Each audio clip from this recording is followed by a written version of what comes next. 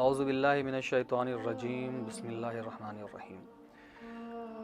رسول خدا صلی اللہ علیہ وآلہ وسلم ارشاد فرماتے ہیں کہ تم میں ہر شخص کے 3 دوست ہیں۔ انسان کے لیے کہ ہر انسان کے 3 دوست ہیں۔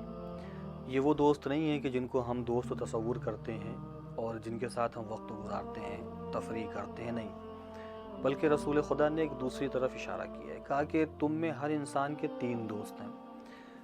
پہلا دوست جو منہ مانگا فائدہ پہنچاتا ہے، وہ کون ہے؟ وہ اس کا مال ہے۔ کیا کہا کہ پہلا دوست وہ ہے کہ جو منہ مانگا فائدہ پہنچاتا ہے، وہ ہے اس کا مال۔ دوسرا دوست کہ جو اس کے ساتھ قبر کے اندر داخل ہے، اس قبر کی منزل تک جاتا ہے لیکن اس کے اندر داخل نہیں ہوتا، وہ کون ہے؟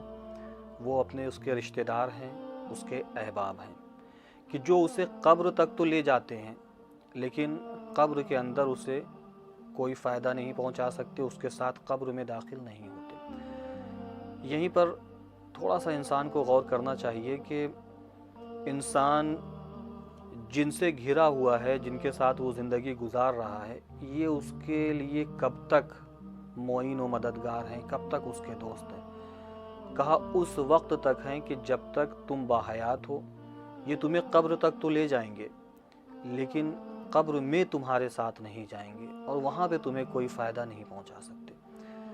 اس کے بعد رسول خدا ارشاد فرماتے ہیں کہ تیسرا دوست کی جو کہتا ہے کہ میں تمہارے ساتھ وہاں تک جاؤں گا جہاں تک تم جاؤ گے۔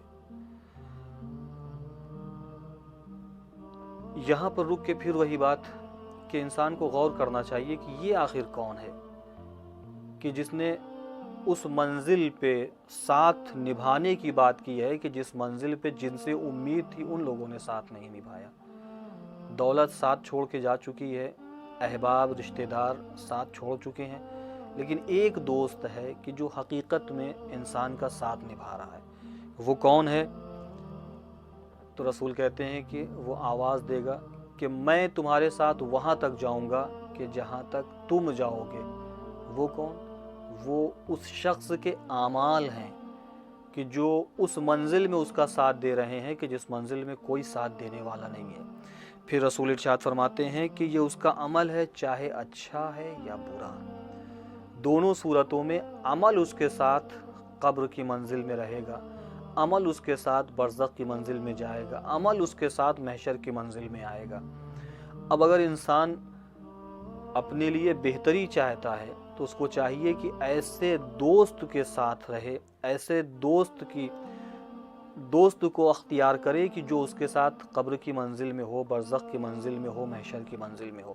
جیسا کہ بالکل اسی طرح سے رسول خدا صلی اللہ علیہ وآلہ وسلم نے ایک اور حدیث ارشاد فرمائی ہے کہ آپ نے ارشاد فرمایا کہ میت کے ساتھ 3 قسم کی چیزیں ہیں، یہ قبر تک جاتی ہیں، میت کے ساتھ ہوتی ہیں 3 قسم کی چیزیں۔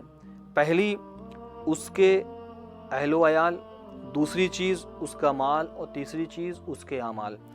آپ ارشاد فرماتے ہیں کہ پہلے 2 ساتھی تو واپس آ جاتے ہیں لیکن اعمال اس کے ساتھ باقی رہتے ہیں، یعنی قبر تک مال نہیں جائے گا، مال جب انسان رخصت ہوا اسی وقت ساتھ چھوڑ دے گا۔ اہل و عیال اس کے قبر تک تو جائیں گے لیکن قبر میں نہیں جائیں گے۔ اب یہ تیسرا جو اس کا ساتھی ہے کہ جو اس کے اعمال ہیں، یہی اس کے ساتھ قبر میں رہیں گے۔ اب انسان فیصلہ کرے کہ اس کو کیا چاہیے۔ اگر وہ یہ چاہتا ہے کہ قبر میں اس کا بہتر ساتھی ہو تو اس کو چاہیے کہ بہتر اعمال انجام دے تاکہ اس کے لیے قبر میں کوئی معین و مددگار ہو، کیونکہ وہ تاریک منزل ہے، یہ وحشتناک منزل ہے کہ جہاں پر کوئی ساتھ دینے والا نہیں ہوگا۔ وآخر دعوانا ان الحمد للہ رب العالمین۔